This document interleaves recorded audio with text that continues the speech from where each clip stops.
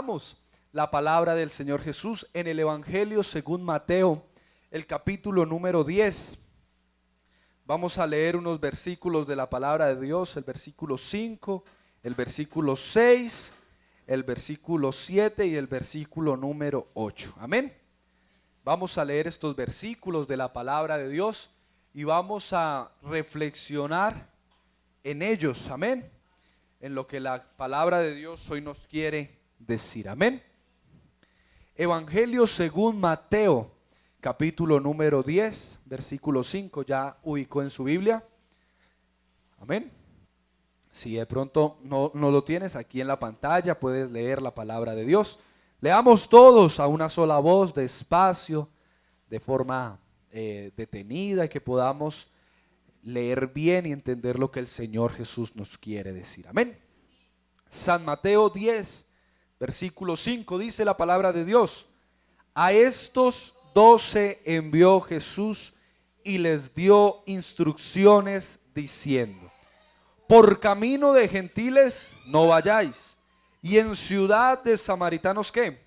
No entréis, sino id antes a las ovejas perdidas de la casa de Israel.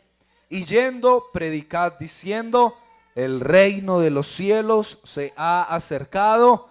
Sanad enfermos, limpiad leprosos, resucitad muertos, echad fuera demonios. Y mire esto último: de gracia recibisteis, dad de gracia. Amén. Gloria a Dios. Pueden sentarse, amados hermanos, en esta mañana. Amén. Y bueno, hoy es un día especial. Hoy tenemos un servicio de obra social. Y ¿sabe algo? La obra social en nosotros como hijos de Dios debe ser un pilar importante. Por eso es que el título, el tema de hoy es: el ayudar es de un cristiano. Amén. ¿Cómo es el título? El ayudar es de un cristiano. Cuando Dios diseñó el plan de salvación, dejó muy claro varias cosas, y entre tantas dejó claro que el ser humano no puede salvarse por hacer obras. Ninguno se puede salvar por hacer obras. Es bien conocido que muchas personas dicen: pero yo no necesito ir a la iglesia porque yo soy un buen ser humano, yo doy la limosna, yo le ayudo al pobre, yo le ayudo al necesitado, ¿verdad? Y yo no necesito ir a la iglesia, no necesito bautizarme, no necesito nada de eso porque yo considero que soy un buen ser humano. Y bueno, eso está bien, gloria a Dios por eso. Pero nadie será salvo por hacer obras. La Escritura dice que nadie será salvo por hacer obras para que nadie se gloríe. Es decir, para que nadie diga: yo fui salvo por mérito propio, porque yo soy Esteban Barrero, soy el pastor y soy un buen ser humano y soy salvo por lo que soy, porque hablo bien, porque soy carismático, porque le ayudo al que lo necesita, porque estoy atento a cualquier problema. Yo soy salvo por eso. Por eso es que Dios no permite que nadie sea salvo por obras.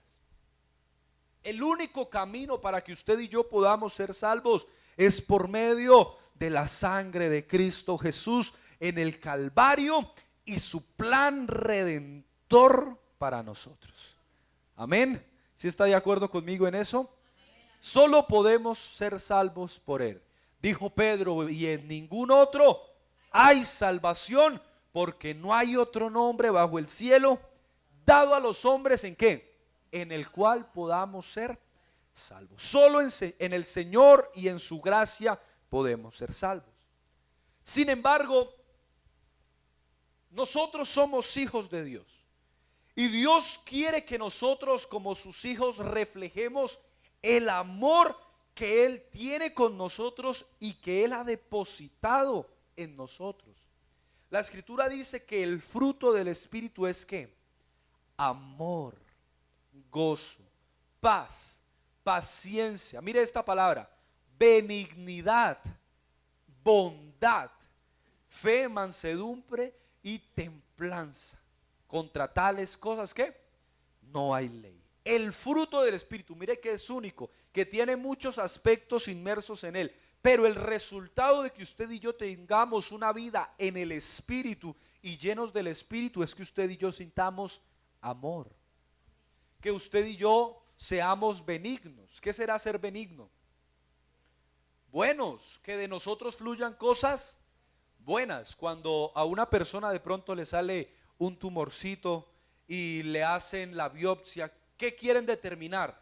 Si es benigno o si es maligno. Si es maligno es porque es cáncer, posiblemente. Pero si es benigno quiere decir que no está tocando ningún órgano, que no tiene el riesgo de extenderse y que se puede ¿qué? Sacar, extraer. Dios quiere que usted y yo no seamos malignos, sino que seamos ¿qué? Benignos, que de nosotros fluyan cosas buenas, pero también que seamos bondadosos. ¿Y qué será la bondad? ¿Ah?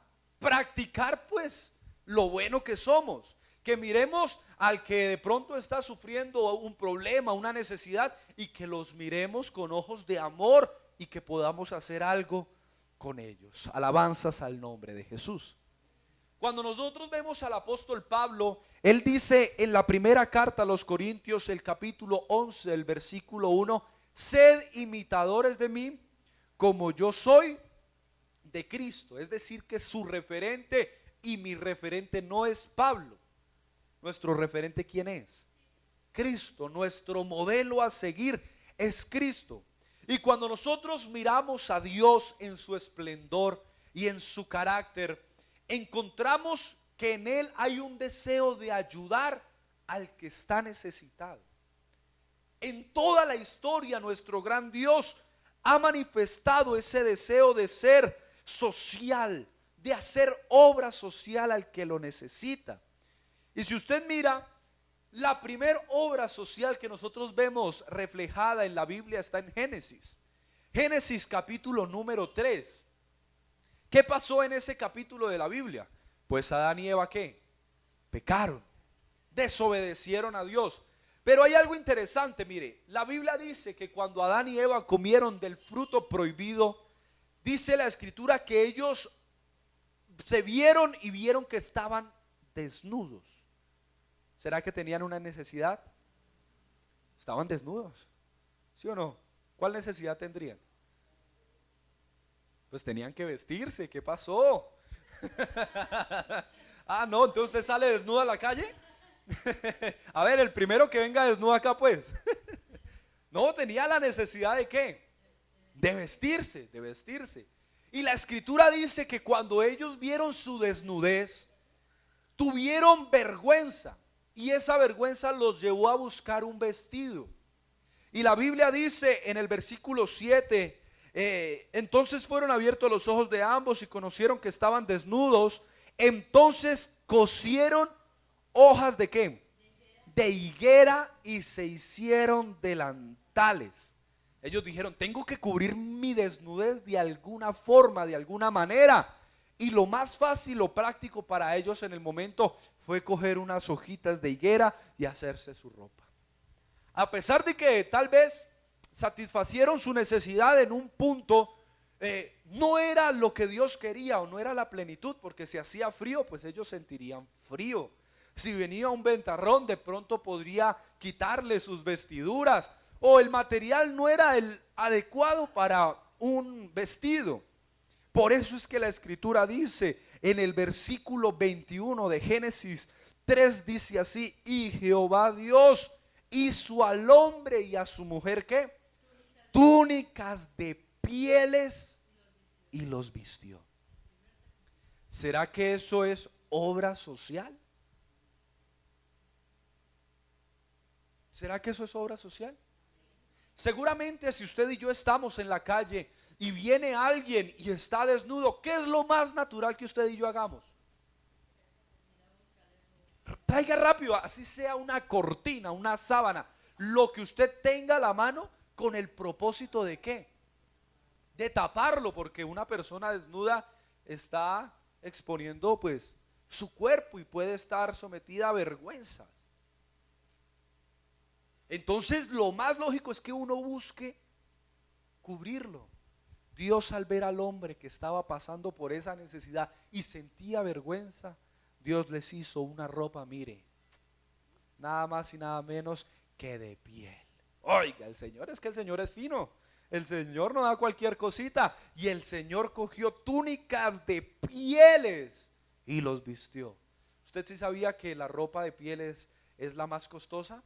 Por ejemplo, los bolsos en las damas o los zapatos de piel de babilla y de pieles así son muy costosos. Pues el Señor, a pesar de que el ser humano había fallado y le había desobedecido, el Señor hizo una hermosa obra social y les dio lo mejor de lo mejor. ¿Por qué no le da un aplauso al Señor Jesús en esta hora? Alabanzas al nombre de Jesús.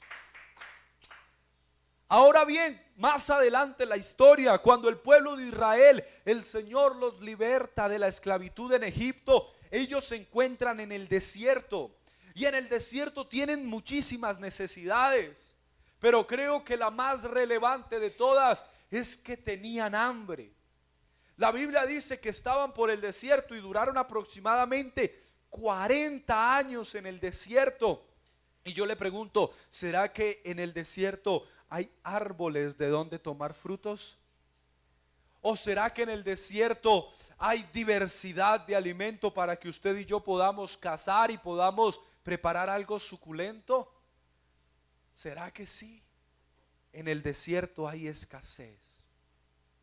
Pero la Biblia dice que cuando el pueblo de Israel tuvo hambre, el Señor Jesús hizo una obra social con ellos y les envió el maná. Y el maná era nada más y nada menos que alimento que caía desde el cielo, donde ellos salían, lo recogían y comían. Oiga, y mire la calidad de Dios que usted y yo tenemos, porque la Biblia dice que Dios le dijo al pueblo que no guardaran para el día de mañana. Si el alimento cae del cielo, pues lo más natural es que usted y yo hagamos una reserva. Usted no sabe cuándo puede faltar o qué puede necesitar usted, pero Dios les dice, no guarden para mañana. Dejen así, que cada día traerá su propio beneficio. No guarden para mañana. Y algunos desobedientes cogieron maná y lo guardaron para el día siguiente y les amaneció con gusanos y ya estaba arruinado el maná. ¿Y sabe qué es lo bonito de esto? Que Dios todos los días les enviaba el maná, es decir, que los ponía a comer fresquito. ¿Y a quién le gusta comer fresquito? Alabanzas al nombre de Jesús. ¿Y será que eso es obra social? Cuando uno está hambriento y le dan alimento, están haciendo una obra social con nosotros. Aleluya. Dios es un Dios que hace obra social. Pero mire lo que dice la Escritura en Deuteronomio capítulo 10, versos 17 y 18. Dice la Escritura, porque Jehová vuestro Dios es Dios de dioses y Señor de señores, Dios grande, poderoso y temible, que no hace acepción de personas ni toma cohecho. Y mire lo que dice el verso 18, que hace justicia a ¿quién? Al huérfano y a la viuda, que ama también al extranjero, dándole pan y vestido. Y Salmos capítulo 68, el versículo número 5, dice la palabra de Dios, que Dios es padre de huérfanos y ¿qué? Y defensor de viudas, es Dios en su santa morada. Cuando uno mira socialmente hablando, las personas que están en un mayor estado de vulnerabilidad son los huérfanos y las viudas. Y la Escritura es explícita que Dios es el defensor de los huérfanos y de las viudas. Y si usted mira, Elías, por ejemplo, se encontró con una viuda. ¿Sí recuerda la historia? La viuda de Serepta de Sidón. Y la Escritura dice que esta viuda no tenía nada más, solo harina y aceite, y se iba a morir. Pero el Señor, nuestro gran Dios, prosperó, multiplicó esa harina y ese aceite, y esa mujer tuvo el sustento para ella y su familia. También Eliseo y la viuda se encontró en una situación similar, pero ella tenía un problema adicional y era que el esposo había dejado deudas. Terrible. Y los acreedores venían a quitarle a sus hijos, pero Dios manifiesta su misericordia al no dejar escasear el aceite, es más, multiplicarlo hasta el punto de que la viuda vendió todo el aceite que tenía y pagó sus deudas, y la escritura dice que quedó para su sustento. Y yo le pregunto, ¿eso será obra social? Por supuesto que sí, eso es obra social. Y vemos que Dios siempre ha manifestado ese deseo de hacer obra social. Pero cuando nuestro gran Dios se hizo hombre y se manifestó en carne y se manifestó aquí a la humanidad, vemos en Jesús una facultad de hacer obra social de manera impresionante. La escritura dice en Lucas 19:10, porque el Hijo del Hombre vino a buscar y a salvar lo que se había perdido, y la mayor obra social que él hizo fue dar apertura a la salvación. Pero Jesús en su ministerio, mire esto, sanó leprosos. ¿Será obra social? Dio vista a los ciegos, a los cojos hizo andar, alimentó a más de 5,000 personas y después a más de 4,000 personas. ¿Será que eso es obra social? Yo creo que sí. Yo creo que eso es obra social.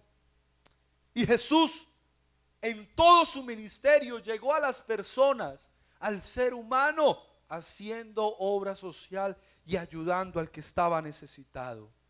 Oiga, pero me llama la atención algo muy importante, porque Jesús nos da un ejemplo de lo que usted y yo tenemos que hacer. Y cuando unos fariseos se le acercan y le preguntan cuál es el gran mandamiento, en Mateo 22 la escritura dice en el versículo 37 que él respondió: amarás al Señor tu Dios con todo tu corazón, con toda tu alma y con toda tu mente. Ese es el primero y grande mandamiento. Pero el verso siguiente dice: y el segundo es semejante, ¿qué? Amarás a tu prójimo como a ti mismo. Mire que la obra social lleva inmersa en sí el amor. El amor. Cuando uno ama, ¿recuerdan la explicación del amor que vimos hace un tiempo? El amor, ¿qué? Nos obliga ¿a qué? A dar. Cuando uno ama, uno entrega, uno está dispuesto a dar. Y sabe algo, el Señor quiere que usted y yo a nuestro prójimo lo amemos como a nosotros mismos, y que si es necesario, en algún momento usted y yo podamos extenderles la mano y hacer una obra social con ellos. Alabanzas al nombre de Jesús.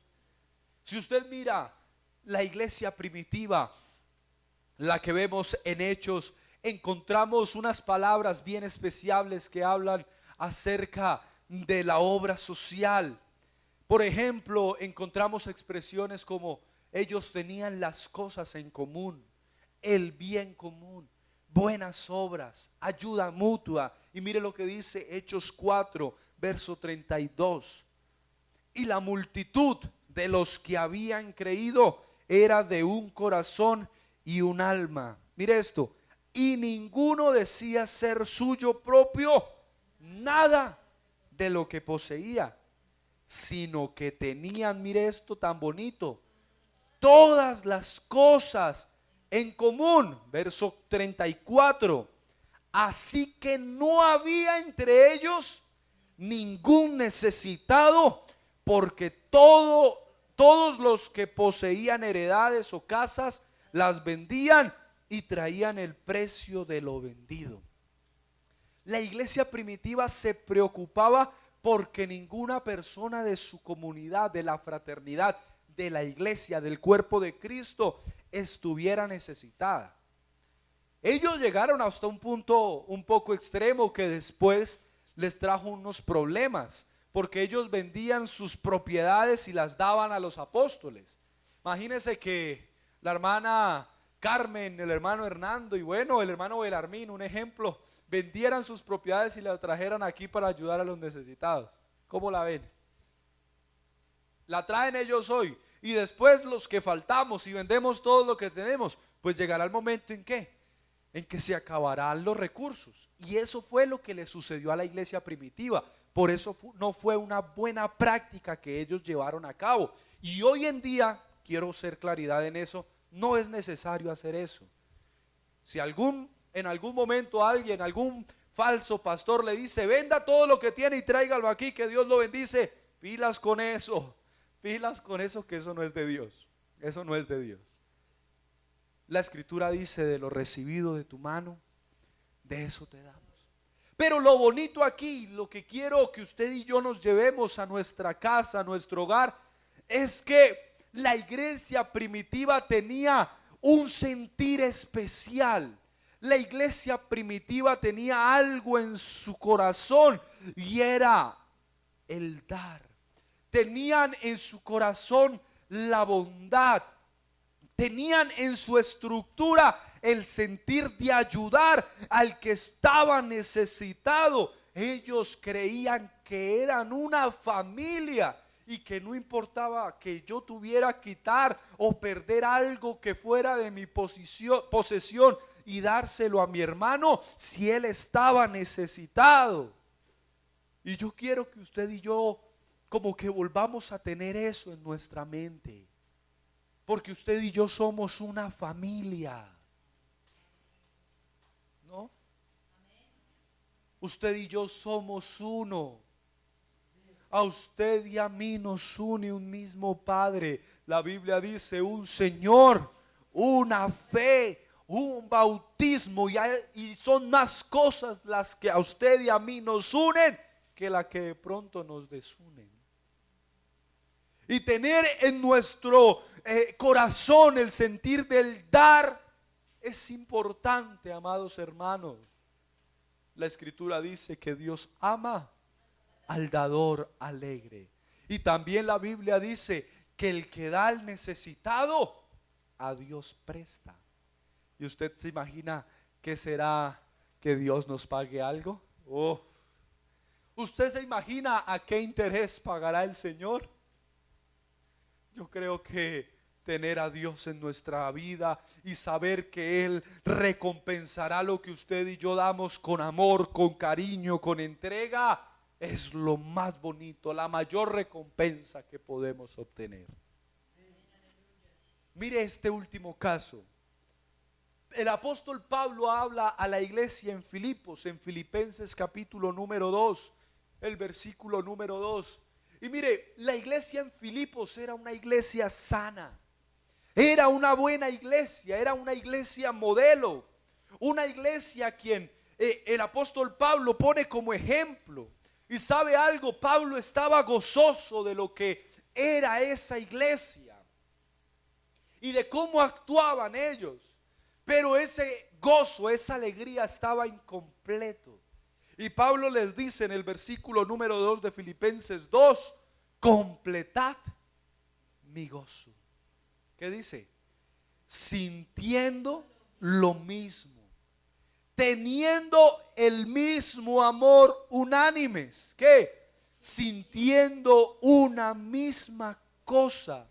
Verso 3, nada hagáis por contienda o por vanagloria, antes bien con humildad, mire esto, estimando cada uno a los demás como superiores a él mismo, no mirando cada uno por lo suyo propio, sino cada cual también por lo de los otros. Oiga, la forma o la manera de completar el gozo del apóstol era pensando unos en otros, no pensando en beneficios personales, sino pensando en mi hermano, apoyándonos, ayudándonos, si es necesario, entregando cosas que hay en nuestra vida. Y es que ese es el sentido de la que es iglesia. Mire, la iglesia no es un lugar donde usted va, asiste, levanta sus manos, canta, ora, recibe la palabra de Dios y se va. Ese no es el sentido de la iglesia. En la iglesia, bueno, empezando de que la iglesia somos usted y yo somos la iglesia, y en la iglesia debe haber comunión, en la iglesia debe haber fraternidad. La escritura dice: mirad cuán bueno y cuán delicioso es que habitar los hermanos juntos y en armonía. Alabanzas al nombre del Señor. Oiga, y sabe algo, después del versículo 4, el apóstol Pablo cita la obra social más grande de la humanidad, y él dice: haya pues en vosotros este sentir que también hubo en Cristo Jesús. ¿Y cuál fue el sentir que hubo en Cristo Jesús? El de dar su vida por aquel que necesitaba una oportunidad para vivir. ¿Y sabe quién necesitaba una oportunidad para vivir? Usted y yo. La mejor forma de hacer obra social es decirle a la humanidad, es decirle a su amigo, es decirle a su familiar, es decirle al que está pasando por problemas: mire, hay una solución a todo, y esa solución es Cristo Jesús. Esa es la mejor forma de ayudar a la humanidad. Esta semana estaba leyendo un documento que hablaba sobre la corrupción. Y hablaba de que la corrupción está prácticamente inmerso en todo lo que nosotros vivimos. Bueno, cuando uno habla de política, pues ni se diga. Pero a nivel empresarial también está la corrupción. A nivel incluso familiar también está la corrupción. Y yo decía, bueno, y pensaba, y incluso escribí un ensayo sobre esto, y yo pensaba, bueno, sí, la corrupción es el problema. Y para nadie es un secreto que hoy en día eso está en todo lo que usted y yo podamos ver. Pero ya tenemos el problema. Ahora, ¿cuál es la solución a ese problema? Porque ¿a quién le gusta quedarse con una enfermedad? Si a usted le duele la cabeza, ¿a usted le gusta quedarse con el dolor de cabeza? Si le duele el estómago, si tiene gripa, ¿le gustaría quedarse con la enfermedad? No, usted inmediatamente se levanta, se toma una pasta y busca la manera de solucionar el problemita, ¿verdad? Pues la corrupción es el problema. ¿Y cuál será la solución? Y yo pensaba, la solución es Cristo. La solución es Jesús. Porque aquel que recibe a Jesús, aquel que recibe a Dios en su vida, tiene que reflejar un cambio. Y la corrupción es simplemente buscar mi beneficio personal sobre el beneficio de los demás. Buscar mi riqueza sobre la riqueza de los demás. Pero aquel que tiene a Jesús en su vida, aquel que tiene a Jesús en su corazón, no piensa en sí mismo, sino que piensa en los demás. Oiga, hoy usted y yo debemos salir edificados. Hoy usted y yo debemos salir pensando de otra manera. La escritura dice que cuando Cristo vino, cuando Dios se manifestó en carne aquí y Jesús anduvo entre los seres humanos, la escritura dice que Él vio a la humanidad como ovejas que no tenían pastor. Es decir, los vio con ojos de misericordia. ¿Sabe algo? Usted y yo debemos ver a todo el que nos rodea con ojos de misericordia, con ojos de amor. Y por eso es que Jesús, cuando le da la instrucción a sus discípulos en el pasaje que tomábamos como base en Mateo 10, el versículo 5, les dice: por camino de gentiles no vayáis, y en ciudad de samaritanos no entréis. Y lo primero que les dice es: ¿y yendo qué? Predicad diciendo: el reino de los cielos se ha acercado. Es lo primero que usted y yo debemos hacer. la primera obra social que usted y yo debemos hacer es decir que el reino de los cielos se ha acercado. ¿Y después qué? Sanad enfermos, limpiad leprosos, resucitad muertos, echad fuera demonios. Es decir, hagan obra social, ayuden en lo que les sea posible. Y sabe algo, es la misión de los 12. Y usted y yo somos discípulos del Señor. Es decir, que estos pasajes también recaen sobre nosotros. Y termina diciendo: de gracia que recibisteis, dad de gracia. ¿Y qué es gracia?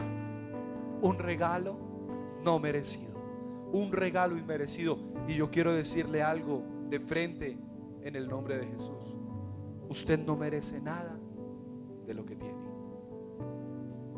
Usted no es merecedor. Yo no soy merecedor de lo que tengo y de lo que disfruto. Los he recibido ¿qué? Por gracia, por la misericordia de Dios, por su amor infinito, por su bondad infinita. Es que usted y yo disfrutamos lo poco o lo mucho que tenemos, es por la gracia y la misericordia de Dios. Así que usted mire al que está afuera, al necesitado, mire a su prójimo, no pensando en él no se merece eso, él no merece que yo le ayude, él no ha sido buena persona, él no merece que yo haga obra social. No lo mire así, porque usted no lo está viendo con ojos de bondad y misericordia. Usted no lo está mirando como Jesús miró a la humanidad. No lo mire juzgándolo, no lo mire criticándolo. Recuerde que usted debe mirar ¿cómo debe mirar usted? Con amor, con gozo, con paz, con paciencia, con benignidad, con bondad. Usted y yo debemos tener los ojos del Espíritu puestos y mirar al ser humano como Jesús lo mira. Que no le importa lo bueno, lo malo que haya sido o que sea, el Señor le extiende sus brazos de amor y de misericordia.